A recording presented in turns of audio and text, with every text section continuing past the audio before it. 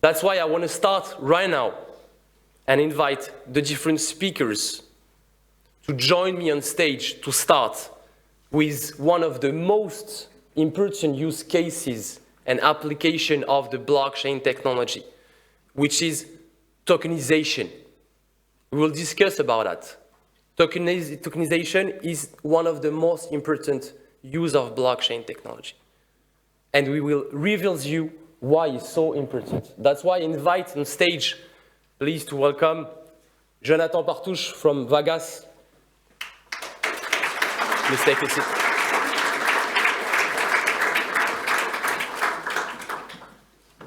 Koceila Chougar, which will replace Jorge Sebastiao. Unfortunately, he missed his flight. Blockchain technology can do nothing for that. Please warm welcome for Koceila.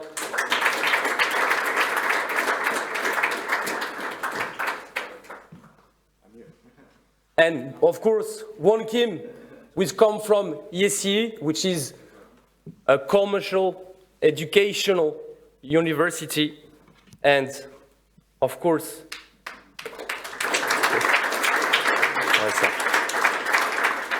thank you so much.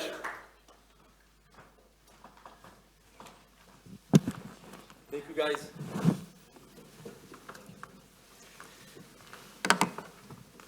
First of all, I want to start to explain what is tokenization and why tokenization could be so important for so many industries. Tokenization basically is the process to create a digital assets which will represent an underlying assets. This token will be exchanged by using blockchain technology. We will discuss about its benefits, its limits, and if we can think that every things could be tokenized. Is there any necessity to tokenize every asset or not? I would first start with this question with you, experts from various industry, from educational industry, from art, and from finance. Jonathan, could you just explain us, for you, on your own vision, as an expert from finance, what could be the benefits of tokenization? Is there any limits? Can we tokenize every financial instrument? Thank you again, Remy, for the invitation. It's a pleasure to be here and an honor. Well, if we can start from the very beginning of how actually trade around financial bonds have been made, we see that there's an evolution and adoption on technology, which brought us to the current markets, right? So it's a globalization about how can we do trade, how can we grow the economy. It's a sharing of value and sharing of growth. So tokenization is quite important. And I think this technology is just a mean to an end. We are actually trying to enhance, optimize, and try to do better of what was done before. What tokenization of all those financial tools is just a way of actually being more efficient. So transparency, being able to have an assessment of who are the stakeholders, what's the chain of responsibilities and liabilities. So yes, there are a lot of advantages, and we can tokenize debt, we can tokenize assets, maybe not all assets, but most of them. It's also a way for people to trust more the system, right? So today we've seen there's a lot of regulators, a lot of laws and different frameworks, but at the end we're all humans and it's a human problem, right? So we have a trust difficulty with the system to a certain extent. So this technology brings us a part of the solution. We're able to actually see what's happening behind it. And I think that's why it's going to be adopted anyways. So it's a matter of time. Yes. Kim, do you want to add something about it? Do you think that we can tokenize everything? Well, first of all, I want to thank my students who came, because I have quite a bit of students, but these are the ones who actually are proven to be the most curious ones, so congratulations. I see you, okay? What's important is that I teach at a business school called ESCE here in Paris, and we happened to, by chance, be the first masters of blockchain, which was fully accredited by the Conference des Grandes Écoles, and this was 2 years ago, a little bit before its time, ahead of its time. And it only lasted 1 year, but it gave the enormous opportunity for me to explore the ecosystem and to see what was going on from the early days, 2018, 19, and even 17, because the idea started in 2017. We actually had a Ethereum hackathon at our school, and Vitalik Buterin was there, and this was because these were the very early days. And you have to realize that in the early days, when there was only Ethereum, and there were all this huge ICO craze, there was this over-expectation of what blockchain could do. And so it lost its trust. Okay, so that hype destroyed its trust. And the second wave was the NFT wave, and that's another big hype wave that lost its trust. And so we're at a point where we're in the ruins, because when everyone says NFT, they goes, no, I don't want a JPEG. Right? And so people think that NFT is in a JPEG, but they don't understand that what the potential of really an NFT is, a non-fungible token. It's the first time in history of humanity that we have a digital original. And this, ladies and gentlemen, is life-changing. It's enormous. And so we're at the very beginning of exploring what an NFT is. And if you look at like its potential, and I'll give you just one simple, because I'm investing in one business at the moment. But let's think about the wine industry. At the moment in France, the wine industry is suffering quite a bit. Demand is low. And so if I'm a small winery, I have 7 generations probably, and I took over my parents' business, I need to do something different. My sales are not going out. My wines are probably between 20 to 30 euros. I'm screwed. I'm depending upon my distributors. So what can I do? Well, imagine you can take your 2025 récolte, not this year, in the future. Tokenize half of your récolte, pre-sell it in advance as NFTs. And you can sell it to both distributors and directly to your customers. And as that NFT, and you sell it at a discount, call it a futures, right? A futures, why does it have to be just commodities now? Now with the innovation of NFTs, now we can have futures as specialty products. And this is the game changer. Now I don't have to just sell, I'm not a prisoner to my distributor. I am in direct contact with my constituents, my customers. And these are the revolutions, ladies and gentlemen, that tokenization brings, even to small businesses, as you can see. It offers new channels, finalement, to sell your products, but more than that, to prove that you are the owner. You are the owner. And for the first time in history, we can capture the ownership of something differently. That's why I think that for wine industry, it's a huge coming use cases. But you are right, we heard about a lot of trends about NFTs and so on.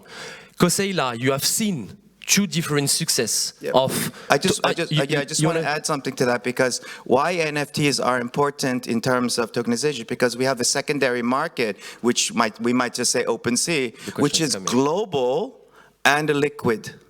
And you compare that to eBay. And the problem with eBay is that too many fakes. I have to package the product. I have to do the logistics. Come on, selling an NFT, it's a no-brainer. So you can sell something without necessity to move it, to move the underlying assets. That's why quite every sector needs this kind of evolution. And we have seen success, but also defeat. That's why we need to make sure when we build a tokenization solution to think about the market, the regulation, but also about the ability to sell the product. Can you illustrate us with few examples in the art industry, Koceila? Thank you, Remy. So I was also consultant in innovation and also artist. Between consultant and artist, I also was and I am an art broker. It was really interesting to see how the art market really big in all the even taxes for Monaco, Switzerland, many countries without taxes. You can see how the art market is so underground. It's so confidential. I have the chance to talk with the main greatest collector, and during the bull market and during the hype of the NFTs, it was really crazy to see how people were so, they were afraid by all this transparency. So this transparency is also connected with two things. There is the first thing is about the trust. The first thing is the trust. How, as investor, can I buy a high, you talk about the wine, it's okay if it's a little bottle of wine, but if it's a luxury wine, if it's a very high level and value product, how, as user, can I manage my wallet? How can I manage all this kind of technology? There is the other point. There is, first of all, the trust, and after that, the case that you can use it. How, for example, my father, he drinks a lot of wine. He's not alcoholic, but he really likes wine.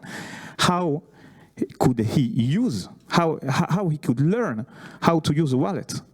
When I start to talk to him, oh, you need to have a Facebook or Instagram. That's really crazy, because the people that they are really wealthy, they are afraid to use a wallet. They are afraid about hacking. There is many cases on the little part that how users can adopt this technology. That's the first point. There is many things that our industry, our blockchain technology needs to help them to be more connected, more useful with this kind of technology.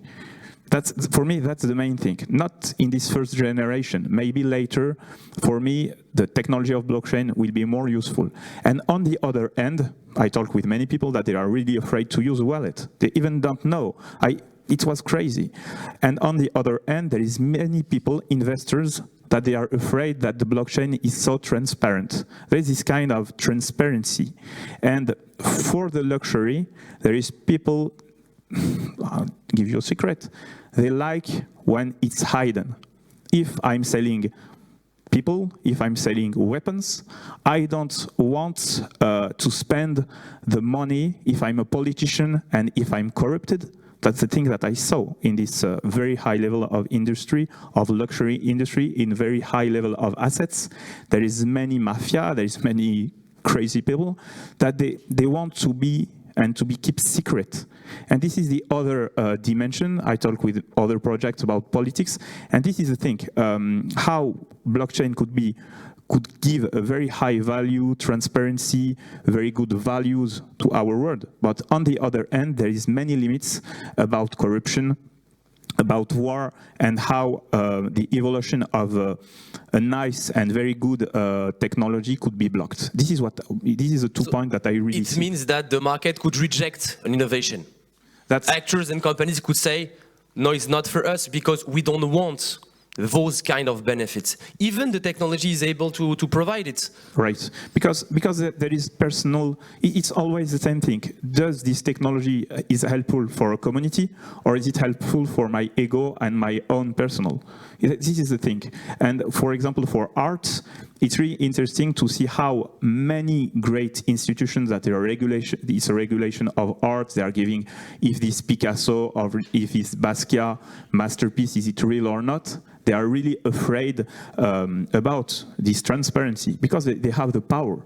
It's centralized. It's kind of bank. If I have the power, why I will share the power and I will share all the advantage of this power. This is the thing that all our leaders are really afraid. You talk about the banks when we start.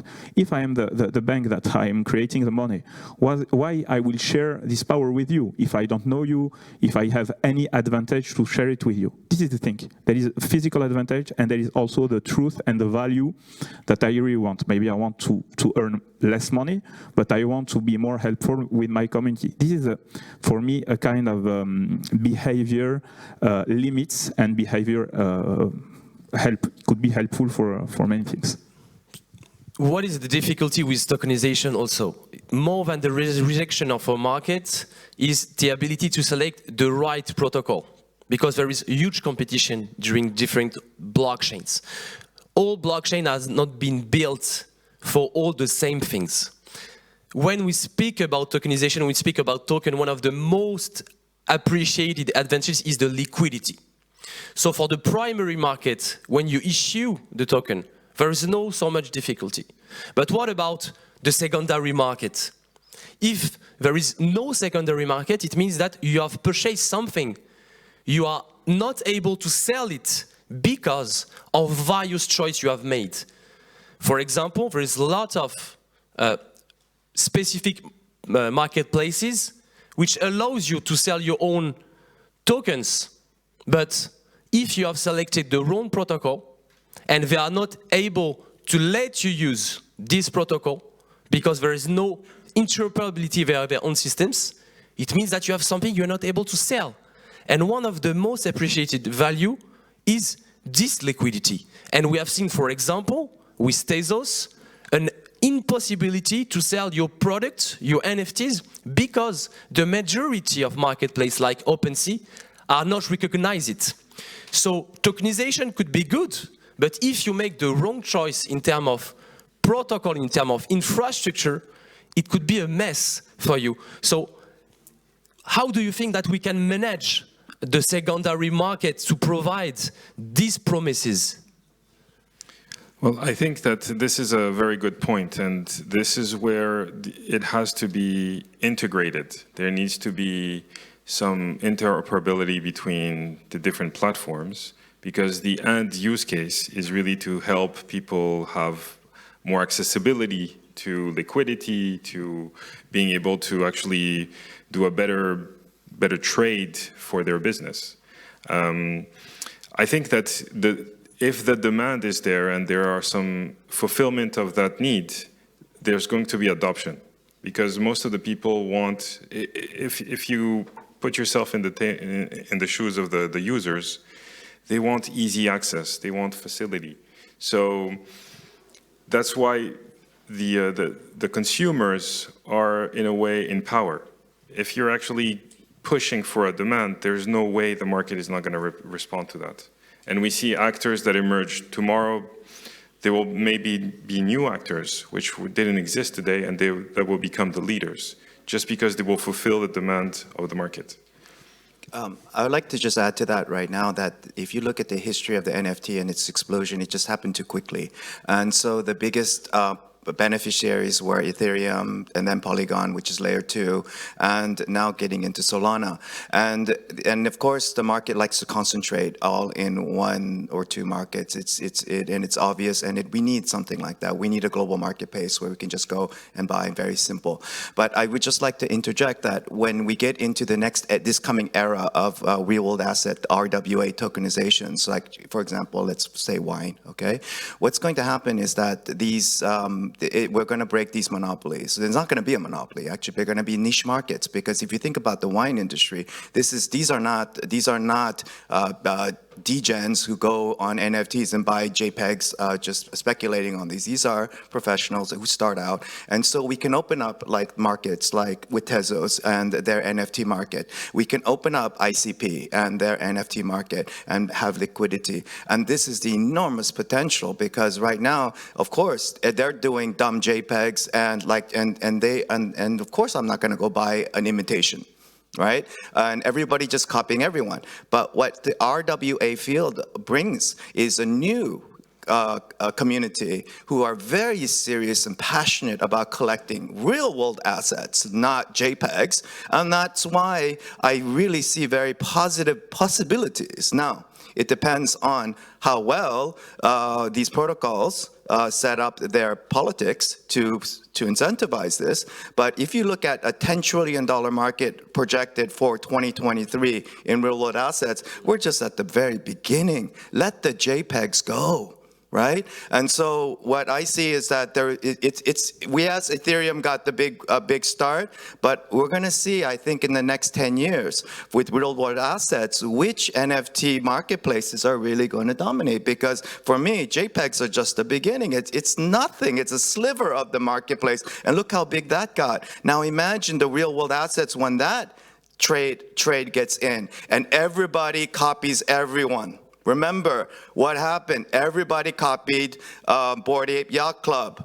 one, and look how that took off. If we just have one or two successful projects on a NFT on an NFT protocol, on NFT marketplace like Tezos will go off.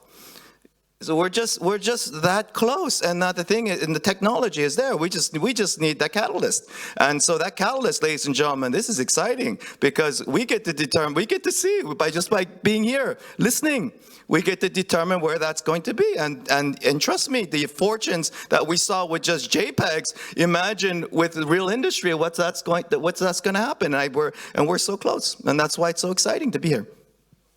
So it's just the beginning. Be ready for that.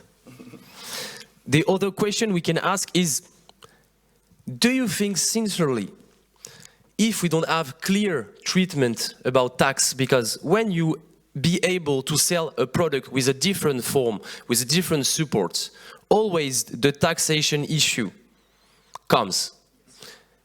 I am able to suffer from unclear taxation system.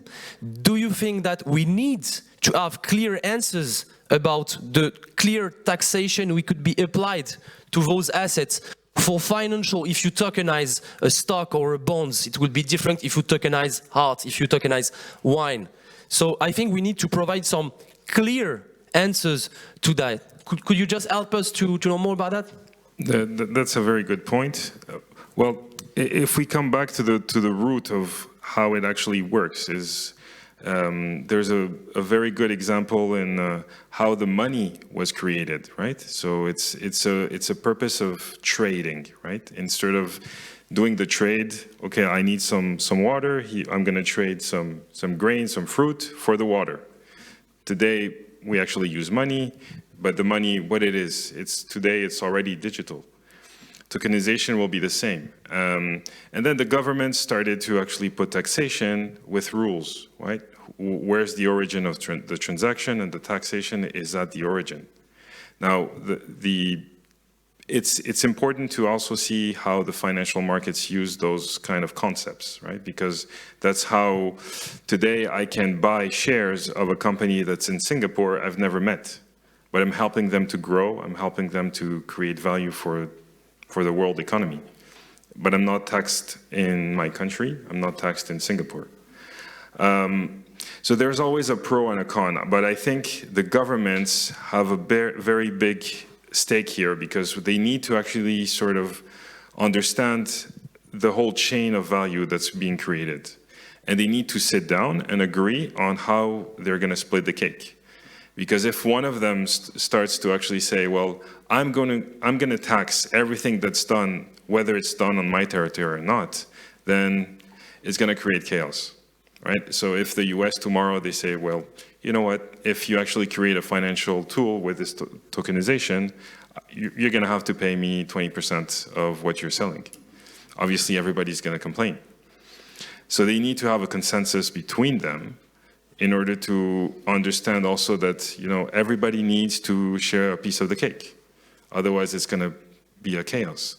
So that's why taxation is something I think today with those tokenization is more complicated than just trying to understand the origin, who's going to receive the goods, because it's again, we're using this tool that we created in humanity, which allows to do a trade from physical to virtual.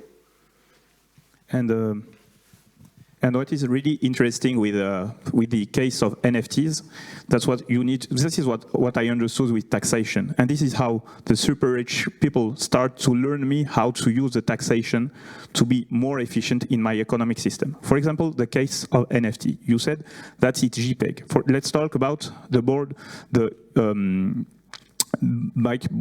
app yacht club. For example, you buy a board app yacht club and you sell it again. Is it a financial asset? Is it art? Or is it a cryptocurrency? Or membership. Or a membership. Thank you very much. So all these different cases have all his rules of taxation. For example, if it's art, I will pay 5.5% of the earn of the transaction. For example, if it's a financial asset, it's 30% of taxation. What will you do? Do you want to pay 5.5% or 30%? The two cases are equal. Because if I start to sell my Board App Yacht Club and print it and sell it with the NFT, it's also art. So it's just for you to choose. So this is how it's really interesting, because there is some regulation and there is some part, a delta of free choices that you can do. This is what is really interesting. You talk about the liquidity. It's a kind of emerging market. And when it's merging, there is not really a lot of rules. It's so wild. And this is what many investors like, because if it's wild, there is a very high risk, and there is many benefits in front of it. This is what I think we need to keep in mind. There is the rules and the question of regulation are now starting to be built. So that's my point of view and my experience. I just want to bring a reminder of Amazon.com. In the early days of internet, which was decentralized, and now today it is not. It's very globalized and centralized, and this is a lot to do with e-commerce.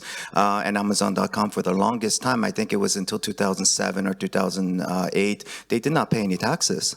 And why do you think they became so dominant in the marketplace? And the trade-off is that do we let a market? We have to have a marketplace to tax it. We have to have some trade before we can tax it. We cannot put the horse before the cart. And so we have to understand that real-world assets, we're just beginning here.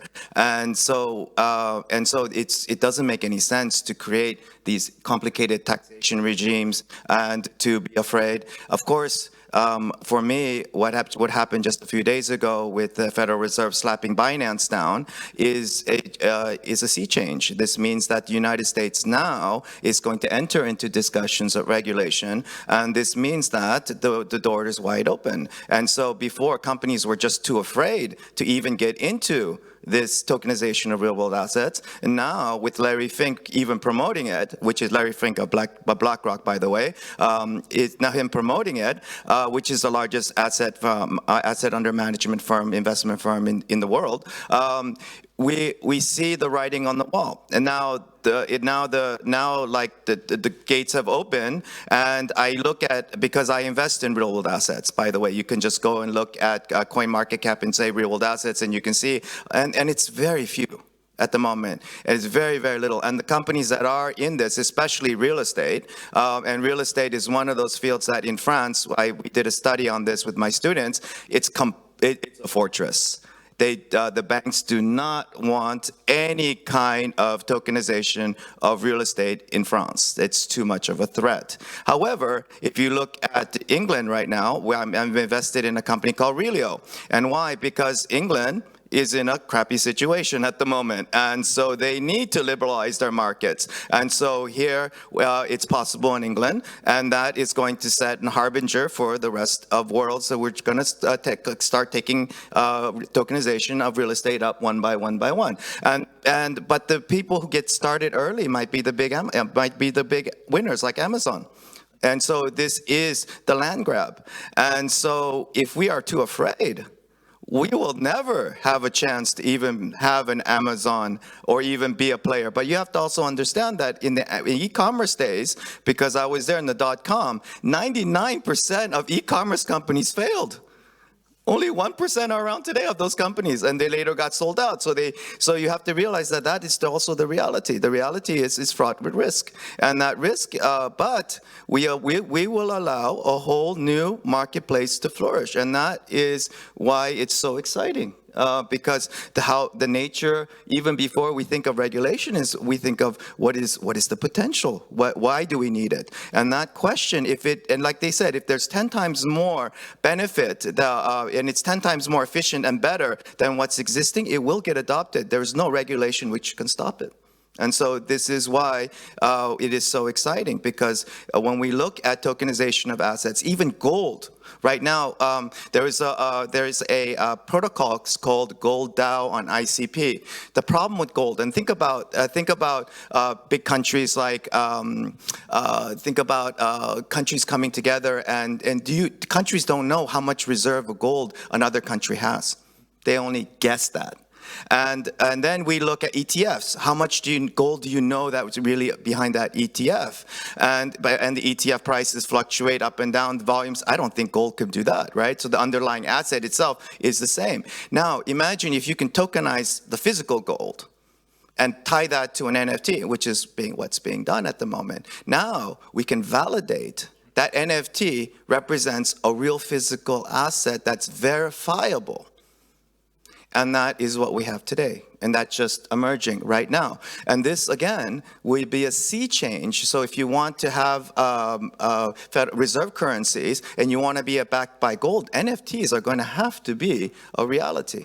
And so this is why I say it's inevitable in the sense that if we don't do this, reserve currencies, and we say we have gold, we will not make much sense. Only countries who have that NFT to prove it will be the ones who have the legitimate asset. So your advice is let's take the wave. Let's take the wave, surf on it, and we will see where we will go. For me, it's not even a wave. It just makes sense because right now, would you rather guess and trust someone like a country that's, especially a smaller country, saying I have X number of gold assets, or do you actually want to see it and have it verified and have it quantified up to its physical properties, which is what we can do. We can take the physical property of a certain bar of gold and we can tie that to an NFT. And that is the technologies that we are innovating at the moment. So you raise important points that we will discuss all the day about all of that. The supervision of a financial market authority like the ESCE. What's the benefit? What's the impact for the market? The regulation, which could improve an innovation or strongly just say, we stop it. It's obvious, but of course, more than that, the choice you will make in terms of infrastructure will be key for the success about the using of tokenization. So, guys, before let you go to your own activities, I would like just to ask you to share with the audience just one advice you could share with all of them, with all of those professionals here, to seize the waves of tokenization of real-world assets. Please be really short. After that, I will pick up a few questions from the audience. Please feel free to think about it. Guys, it's your turn. To be really aware how the technology, how the team, how the roadmap works, because there is many scams. As we said, that it's the question of the regulation is a question of the trust. Since many years, I'm really and more aware about how you can develop your really good choice, because you can lose a lot of money and you can lost a lot of things in the crypto, and in the other end you can really win a lot of things. That's my first advice. Okay. Jonathan, please. Yep. Following actually also the same trend, I think it's very important to be able to have a trustful source. You need to be able to understand what's behind it. Don't follow speculation. Speculation is today NFTs examples are just the beginning. It was the first use case ever, but again, a lot of speculation. Real world assets are the next big thing. Yes, the reality is that with real-world asset tokenization, it's going to be mostly top-down. That means the rich are going to get richer and the poor are going to get poorer. But I would like to really emphasize that that does not necessarily have to be the case, because if we take a look at certain projects like Empower, which they go to Mozambique and Africa, and with there is about a 40% interest rate per year, and there was only like something like 60 mortgages given in the whole country of 60 million people who need homes, affordable homes that doesn't blow away when there's a storm that comes. And they can innovate a model called rent to own, not mortgages, because imagine how long it takes to get a mortgage going. And we can use tokenization to create rent to own models that even in France, I think, would be so high in demand. These are the revolutions for me that I really see happening. And it is vitally important that we understand this, because this is, for those who get it, will also profit from it. But more importantly, these are the so much needed infrastructures to get people out of poverty.